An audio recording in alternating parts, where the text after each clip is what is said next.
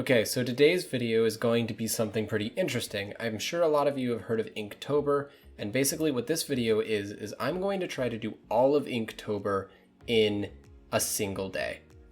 Now, I also have other classes and other things that I do today, so honestly, it's a lot less than a day. But I'm going to try to get 31 individual black and white drawings in for the entire day. First off, I want to mention the constraints that I'm putting on myself. I can only use one brush of one size. That is going to be basically the round brush, and it's going to be at 5 point, and I cannot change my brush ever. I can use the eraser and I can use the select and transform tools, but other than that, I am limited to basically the single brush, and I can also only use black and white. Another constraint that I have is just time.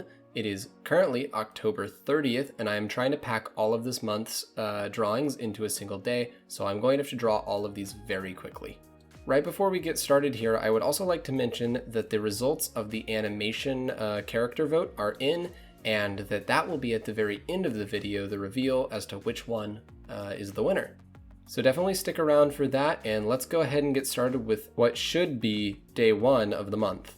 So getting started here, basically the first prompt is going to be a magic wishing well. I'm getting these prompts from an online generator website, and basically they're just random art prompts.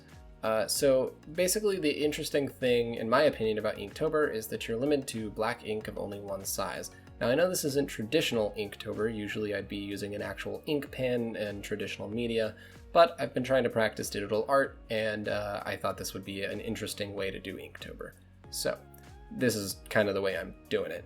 I'm also not doing Inktober in the traditional sense of I'm doing it all in a single day instead of across the month, which kind of defeats the purpose, but hey, it's interesting.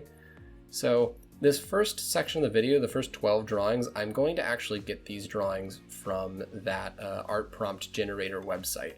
And I also spent a little bit more time on these drawings and some later ones, which we'll get to in a sec.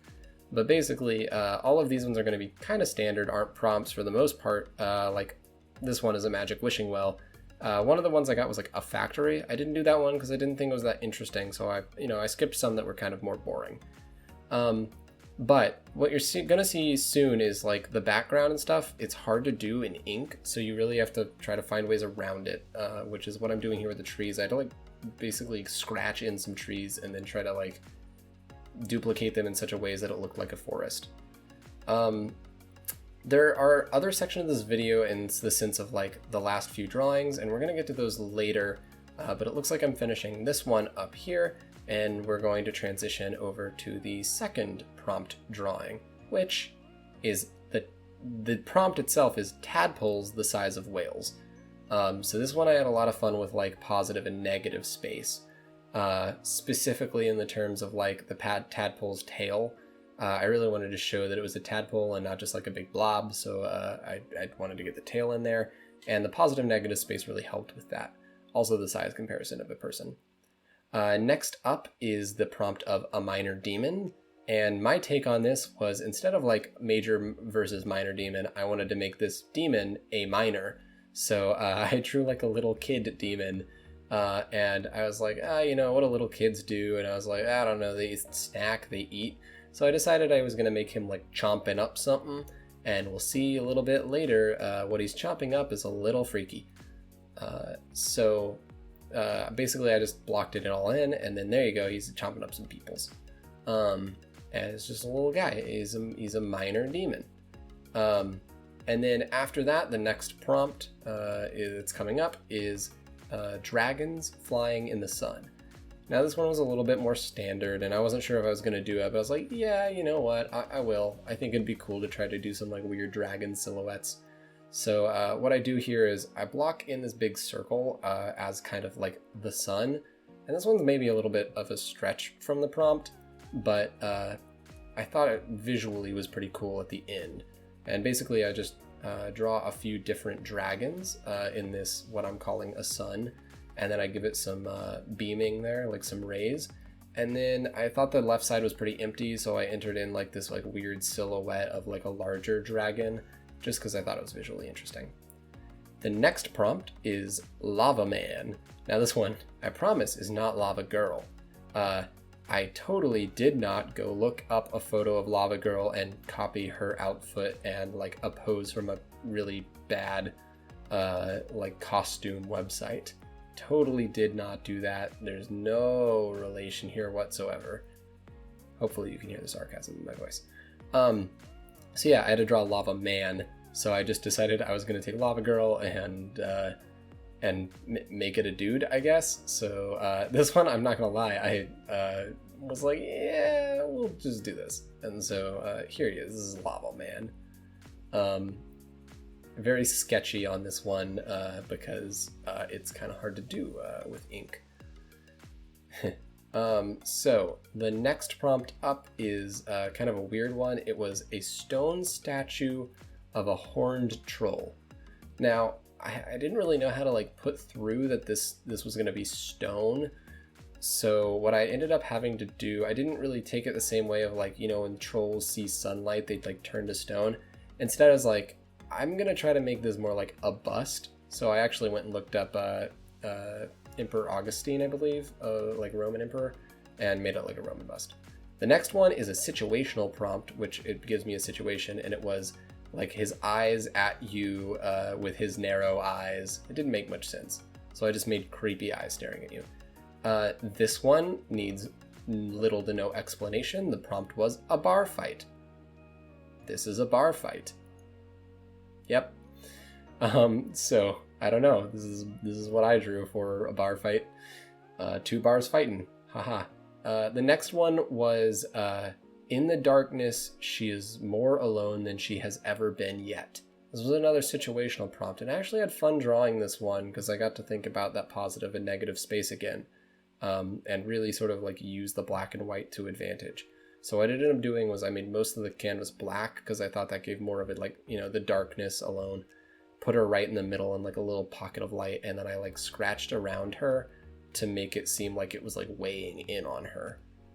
The next one, very much different tone, which was itching from a mosquito bite. So I drew a mosquito bite and then a guy scratching it. The next one is staying cool on a hot summer day. So I drew this guy. He's chilling. He's doing his thing. He's gonna be on a lounge chair. And then I decided I wasn't a super big fan of this piece, so I was like, I'll just draw a cool sun. So the sun is actually the one staying cool. After that, the next prompt was she glares at him with a hatred that burns like fire in her soul. And so I didn't really know how to take this, so I just decided to draw a very angry woman. And then I kind of like, I decided I didn't want to draw a body for her, so I just like plopped her behind a wall and had her like looking at a guy. And I have to say, out of all these drawings, I think the like face that I ended up drawing here for this guy, I don't know why, I just really like it. I thought it was very funny. So she hates that guy. The next one is the next section of this video is where I asked my roommate instead to give me some prompts. The first prompt he gave me was a flying alligator. So this is my take on a flying alligator. Could I have given it wings? Maybe. Did I? No. So these ones are all prompts that my roommate gave me, and then I just drew off the prompt. I gave myself some time, but I was speed drawing these ones, trying to crank them out pretty fast. So here's the first one, a flying alligator. There he is. The next prompt was only the big toe. So I drew this guy, and then it actually doesn't show up on canvas, but his speech bubble says, "Sup, I'm Toe." So he's big, and his name is Toe. So it's only the big toe. I think this is my favorite one. This one is "You are the pumpkin." That was the prompt that my roommate gave me, is "You are the pumpkin." So I drew this guy, and he's looking in a mirror, and he is the pumpkin. You are the pumpkin. So that's for this one. The next piece is Chuck E. Cheese, but it's hell. So I started off here. I didn't really know what to do. Chuck E. Cheese is already kind of cursed. So I just drew the Chuck E. Cheese logo, which is just the Chuck E. Cheese mouse. And then I was like, okay, how can I make him cursed after I do that? So I give him horns. I made him a little bit more haunted. And then I gave him a whip. But I don't really know why. I just thought it was horrible. So this is Chuck E. Cheese, but it's hell.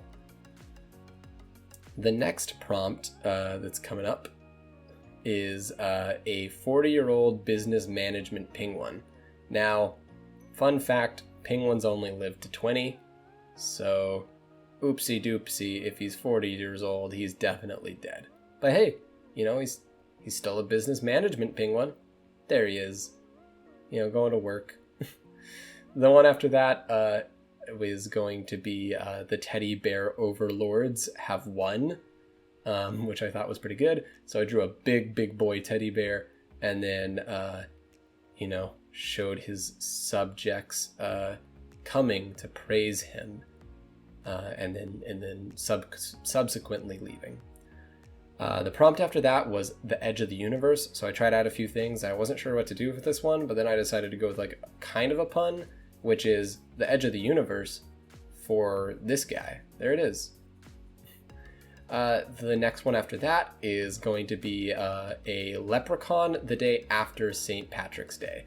So St. Patrick's Day, there's a lot of a certain activity. So this leprechaun is feeling the repercussions of his escapades on St. Patrick's Day, basically.